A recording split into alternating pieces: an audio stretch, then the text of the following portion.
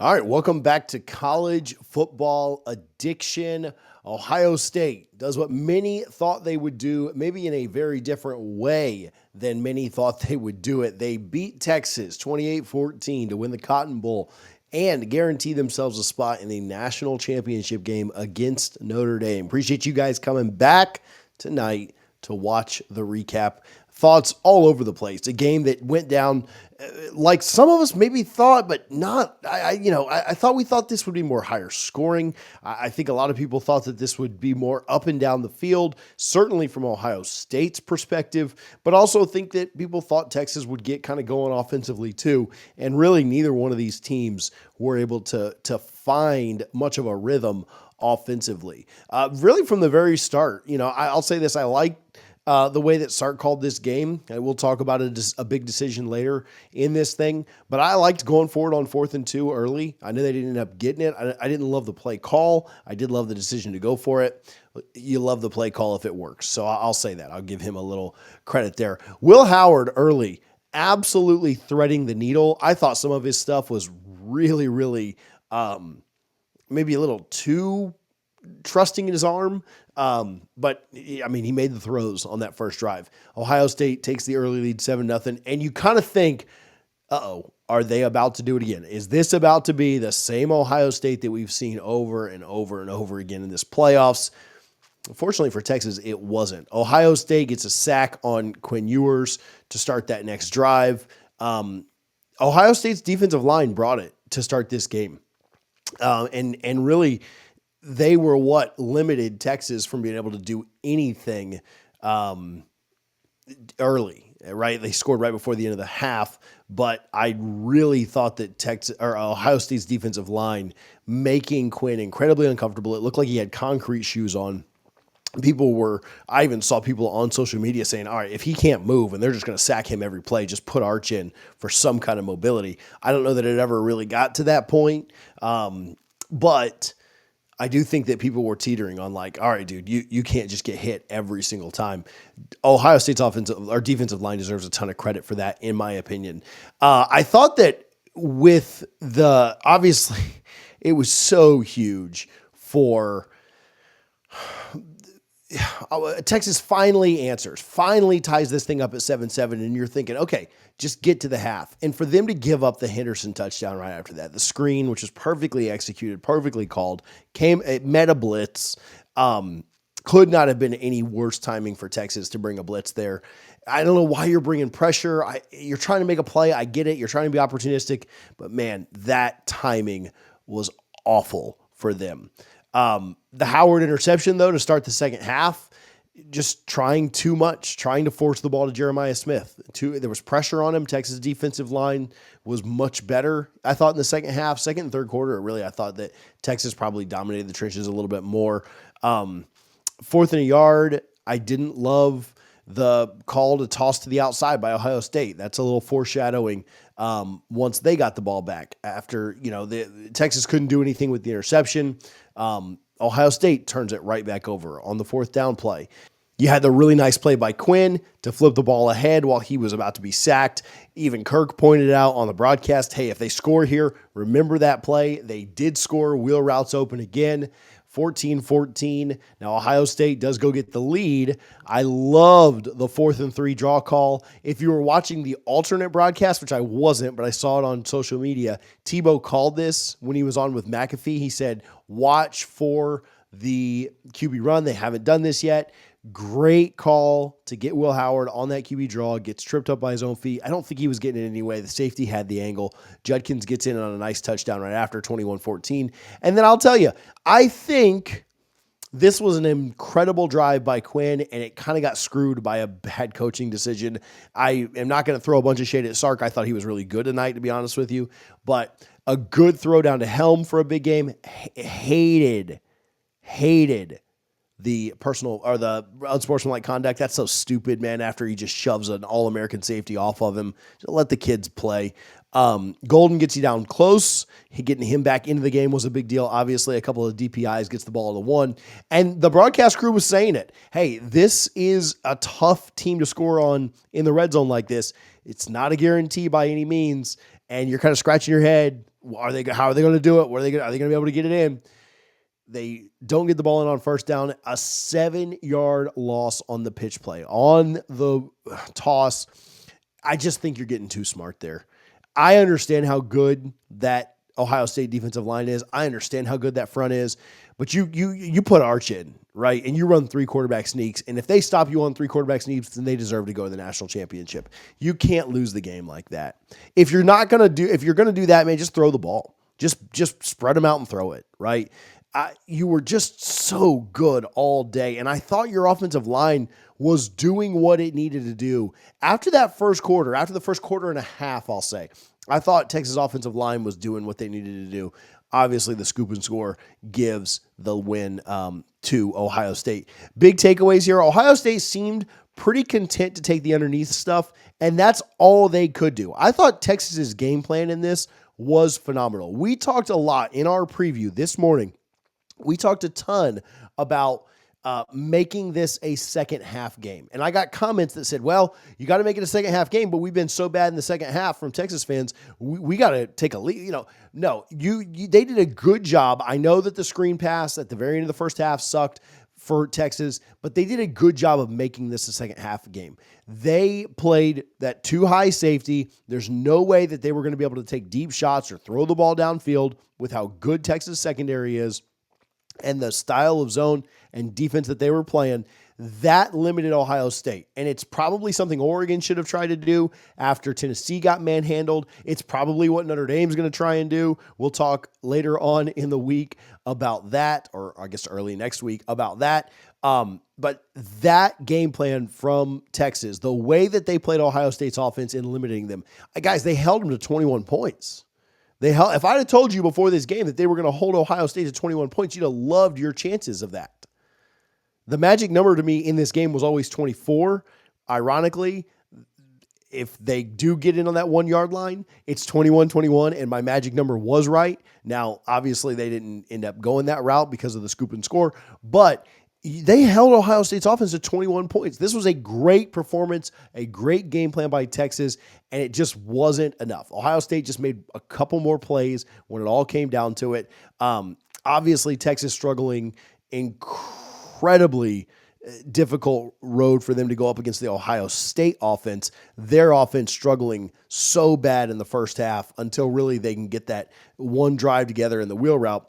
Their offense struggling hurt them, right? If they could have gotten to 14 and made it, if they were up 14-7 at the half, if they could have done anything else offensively, they'd have been in a lot better shape. How much did Golden go out hurt them?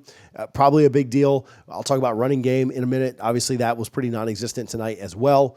But yeah, I thought that was as good as their defense was. Their offense struggled as just as much. And a bunch of credit to Ohio State's defense, which was phenomenal tonight. Their defensive line to start the game was sensational. They kept Quinn off balance. He didn't look comfortable in the first half. He did look really good in the second half, made up for a lot of that until obviously he had the 2 turnovers late.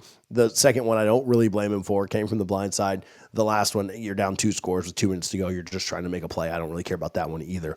But the struggles offensively for Texas to start the game put them behind the 8 ball, and they were always playing catch up. Credit to them, they did catch up. They tied the game up twice after trailing, and they drove the ball down after trailing a third time, and they were a yard away from tying it up again. Unfortunately, just couldn't get it done.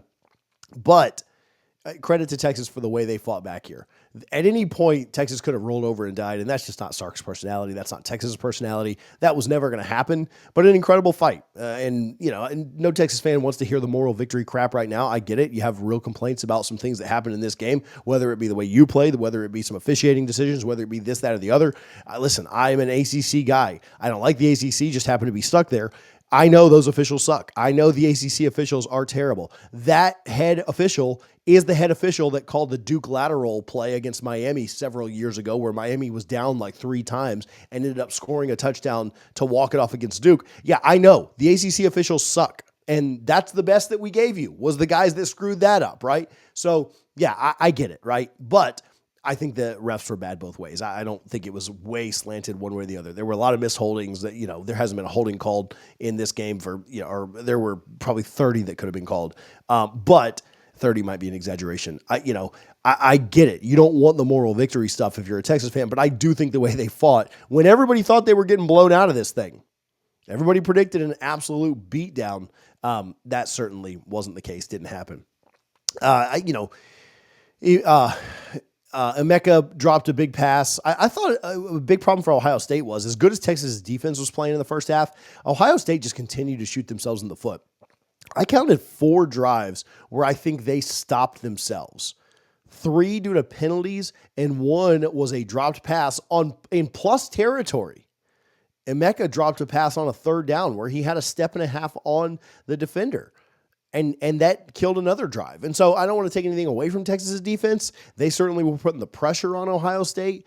But, man, whether it be holding penalties or personal foul penalties or just whatever, drops on 3rd down, I counted 4 drives where I felt like Ohio State stopped themselves. And maybe that's just frustration due to the way that Texas was playing defense. So I'm not trying to just say it was Ohio State limiting themselves and take any credit away from Texas. But Ohio State didn't play their cleanest game. I think all Ohio State fans will admit that. Like, hey, man, we got out of there not playing a very clean game. We got out of there with turnovers. And thank God, right now we're on to the next one. We can recoup from that and go play Notre Dame and hopefully lift up a trophy and win a title here in 10, 11 days. But yeah, this wasn't a very clean game for Ohio State. And I thought they stopped themselves at times too. Texas defense, though, still a ton of credit for the way that they limited Ohio State. Again, if I'd have told you they scored 21 points, you'd have thought that was really, really big. We talked about turnovers and how timing of turnovers is really big. With the turnovers that Will Howard had, a lot of time you think about, Texas still had to drive the length of the field. With the turnovers that Quinn had, obviously one in garbage time didn't really matter, but the Quinn turnover was obviously so massive because it led to direct points. If that turnover just happens and he's not able to pick the ball up and run it himself, they still have a lot of yardage there. You've got 2 timeouts and the 2-minute warning. You've got a chance. The timing of how the turnover happened, absolutely massive. Took points off the board for you, gave them points, sealed the game. Again, I love the defensive game plan. I love the defensive game plan from Texas. I like the way that Sark schemed things up offensively too. Listen, their offense struggled against a really good Ohio State defense, and their wide receivers were still typically running wide open at times. And I thought they did a really good job of scheming guys open, using misdirection. I thought Texas's offensive game plan was good enough to keep this a game. I don't know that it was good enough to win. I don't know that it was good enough to, give them the final victory or anything like that. It was really close. If they could have gotten that extra yard, then maybe we're talking about what happens in overtime, where I think Sark was really good, obviously, last week in overtime. Different opponent, playing Arizona State and Ohio State. Let's be very fair. Not a shot at Kenny Dillingham, who I love, but let's be fair. A little tougher when you're going in the red zone against a Ryan Day coached Ohio State team. But I do think that Sark's game plan was really good. I thought he was really good tonight outside of that toss play. And I think about the 2 biggest plays of the game probably are, and I know the scoop and score is big. I know a lot of the touchdowns were big, but the 2 biggest coaching plays of the game, it was a negative for Texas, a positive for Ohio State. And to me, these 2 plays are the most underrated plays of the game. It's what people will remember, so maybe they're not underrated, but here's mine. Number 1, it's the negative. It's the thumbs down for Sark running the toss play on the goal line. I just don't think you can do that, man. I've watched my coach do that 4 times and fumble just to have stupid stuff happen. I think you're that close. You got to stop out thinking yourself. You've got to just go forward and say, my guys have got to beat those guys. If they don't beat those guys, we don't deserve to move on. On the other side, the 4th and 2, the QB draw by Will Howard, some mixture of Kelly and Ryan Day or whoever ended up calling that, probably Chip Kelly. To me, that was the coaching win of the day, right? That took you from a field goal to getting the touchdown. 4th and 2, you went out and got it. The effort by the tight end on the play before that to get it down to where it was just 2 yards instead of being 7 yards was huge. But to me, that's the inches. That's the margins that gamers are wanting. And Ohio State made that play. Texas didn't, right? Texas's coaches put them in a position to struggle with that play. Ohio State saved that QB draw for the perfect time, and I thought that was a really big deal. Hey, Jeremiah Smith, we're 15 minutes into this thing. Jeremiah Smith, 1 catch. You absolutely limited him. You forced the ball to him a little bit. One was a little bit high down near the goal line on the first drive. They scored anyway, not a big deal. The other one was the interception. But yeah, and then the other one was a 3-yard little dump-off pass. You just could not get him going. Texas did a phenomenal job shutting him down, taking him out of the game, having a game plan to counter him and limit him. That let Emeka and other guys in Trey get into the game more. So it wasn't just the Jeremiah Smith show. But unfortunately for Texas, still not enough. Texas rushing the ball, 58 yards, not good enough. We talked about this. If Texas didn't have 75 yards rushing, I had a hard time seeing them winning this game. Some sack yardage baked into that, so it could be a little closer to 75, but still, you had to be a little bit better. Ohio State only 81, right? So they didn't rush the ball incredibly well either, but they made up for it in other ways. You think about the screen pass, it's essentially a really long rushing play, right? And so I do think that is a little bit different for Ohio State. Texas, just not enough on the ground. They were so one-dimensional, it made Ohio State's job a little bit easier defensively. Overall, though, this was a great game. This was a game that went down to the last 2 minutes, and if not for a phenomenal scoop and score that we made our thumbnail, it absolutely was going to be a fourth quarter game that may go to overtime, or it may have been Ohio State winning it on a walk-off. One way or the other, we got treated to a phenomenal game. I thought Ohio State for the entire game was just a little bit better. It was always Texas playing catch-up. It was always Texas trying to come back. It was always Texas chasing. And unfortunately, they just weren't able to chase enough. They just weren't able to get over that hump. Massive shout-out to Ohio State's defense. Massive shout-out to that goal line stand. The scoop and score was huge. And Ohio State is now in the position that we thought that they would be in. A pretty clean game for both teams. Now, again, I thought the officiating was trash both ways. I didn't think it really swung anything in anybody's favor. Clean game in a lot of respects, even with the turnovers. But I thought both teams played really well. These are two really good teams, and Texas hadn't shown it for 4 quarters yet this playoffs. Ohio State had been just steamrolling people. Texas limited that. Ohio State kind of shot themselves in the foot some, but they still were the better team, and they came out on top. This game went down about like we thought, right? I said it would be about a 7-point win. I did not think that this was going to be a blowout. I liked Ohio State to cover. I didn't think this would be a blowout. I thought it would be higher scoring, but it went down about like we thought. I liked the coaching advantage slightly for Ohio State. That went down about like we thought. I thought that Texas's defensive line could kind of create some pressure. And I do think in the second half, Texas' defensive line was really, really good. Ohio State did get the 1 touchdown to get to 21 in the second half, but I did think Texas played pretty well in this one. The final score looks a little bit more lopsided than I think the game was, but this was a absolute classic in the Cotton Bowl, and Texas did have their chances for sure. They would have had to get another stop on Ohio State had they even scored. I get that. But they'd done that plenty throughout the night. And so there's no doubt that they could have done it if they'd have gotten that ball in the end zone one more time. They're late. What are your thoughts? Ohio State fans, are you breathing a sigh of relief? Was this a little tougher than you thought? Did you not even believe? Well, you better believe now, because they're 60 minutes from lifting up that gold trophy and having another national championship there in Columbus. I don't think it'll be easy. I think Texas put a lot on film for Notre Dame to try and replicate, try and figure out. Notre Dame's got a very good defense as well. Probably not as good of an offense as Texas has.